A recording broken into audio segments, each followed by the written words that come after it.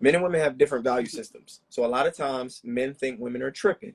Men think women are doing the most. They think women are upset over things that are trivial to them, but a big deal to the woman. Okay. How would you recommend that men reconcile with those differences in perspectives to where a woman feels comfortable and understands that maybe she is doing a little too much? Every single woman is different cultures, different backgrounds, upbringings. You have to talk and ask the questions that pull this out. You guys need to learn your partners as well, communicating in all realms. When you speak to me, create healthy boundaries. Please make sure your tone is like this, because anything higher than this, it makes me feel like you're yelling, and then I don't even hear what you're saying anymore. I have no desire to continue this conversation, right?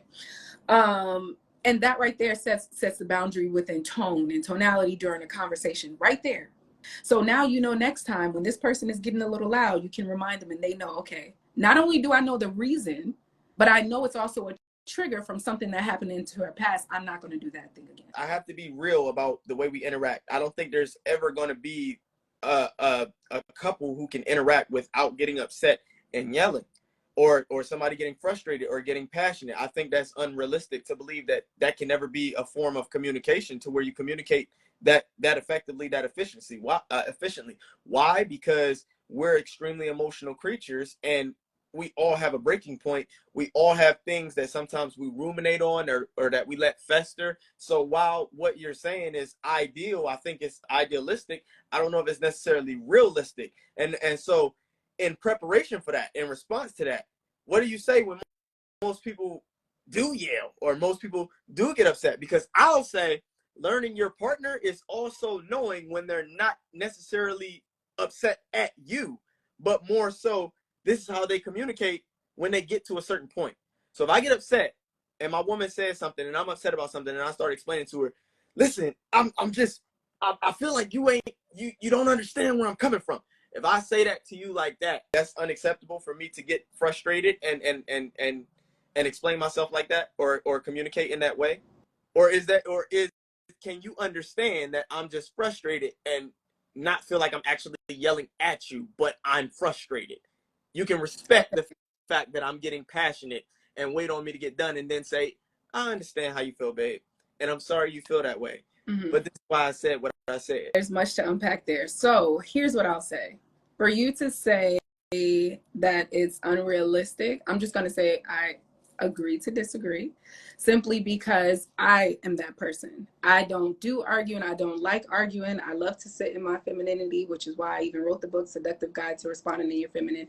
And I have control over my emotions. I don't allow people to get me to that level. That's number one. So if you're going to yell, and it's funny because my family and friends, I did a poll and they were like, who's the one to who won't get angry? Everybody said me. And my family, my friends was like, Vijor, if you're going to argue, are you going to argue by yourself? I don't like it. I don't do it because I've been there and I've done that and I've grown from that. There's also something that's to be said. The strong man is not the one who can lift heavy weights and, you know, push people around and beat everybody up, but verily the strong man is the one who can control himself when he's angry. And for me, that's a certain level of masculinity that is untouched because people believe that it's unrealistic. Oh, you cannot get angry or whatever the case is. People are emotional. Yes, they are, which gives people the excuse that, oh, I'm human, so I can curse you out, disrespect you, make you feel bad, and then come back with ice cream.